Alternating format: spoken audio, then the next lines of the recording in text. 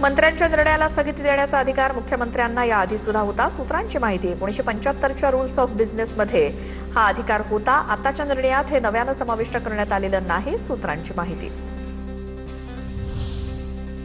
कुंभमेळ्यात कोणतीही कमी राहणार नाही. साधू महंतांनी सांगितल्याप्रमाणे सर्व कामं करणार.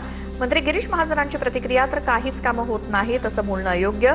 कोणी तक्रार केली असेल तर चौकशी करणार. महाजनांचं वक्तव्य. केंद्र सरकार E10 पेट्रोल बाजारात आणण्याची शक्यता. केंद्र सरकार आणि ऑइल कंपन्यांमध्ये चर्चा सुरू. मायलेज घटल्याच्या तक्रारीनंतर सरकारकडनं हालचाली. बीडमधील माजलगावच्या उपनगराध्यक्षांच्या भावाचा व्हिडिओ व्हायरल. नाचताना आणि पैशांची उधळण करतानाचा व्हिडिओ.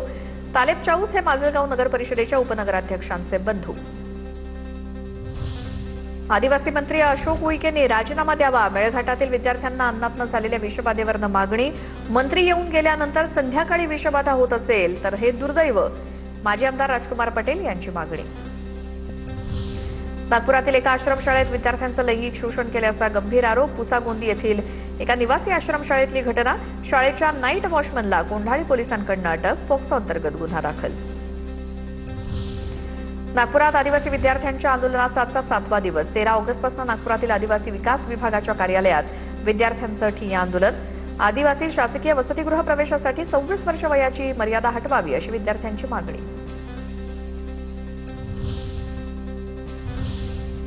आता टॉप 9 महत्त्वाच्या बातम्या बघूयात. पुण्याच्या जुन्नरमध्ये 10 वर्षीय चिमुकलीचा अत्याचारानंतर खून. घराशेजारी राहणाऱ्या नराधमाकडनं ओळखीचा गैरफायदा घेत कुकर्म. आरोपी पोलिसांच्या ताब्यात. जुन्नरमध्ये अल्पवयीन मुलीवर अत्याचार करून तिची हत्या. घटनेनंतर पोलिसांकडनं घटनास्थळी पाहणी. हत्येसाठी कोणतं हत्यार वापरले याचा शोध सुरू. या प्रकरणातील पुरावे संकलित करण्याचं कामही सुरू. पिंपळवंडीतील चिमुकलीच्या हत्येच्या घटनेमुळे संतापाची लाट. संतप्त नागरिकांकडनं पुणे नाशिक महामार्गावरती रास्ता रोको. आरोपीला फाशी देण्याची मागणी. जुन्नर अत्याचार प्रकरणातील आरोपीला कठोर शिक्षा होईल. शिवसेना नेत्या नीलम गोऱ्हेंची मागणी.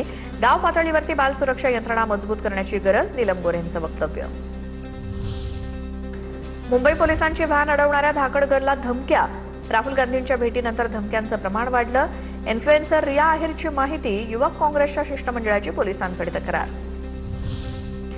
मागील 5 वर्षात टँकरग्रस्त गावांना जलयुक्त शिवार 3.0 मध्ये प्राधान्य मिळणार.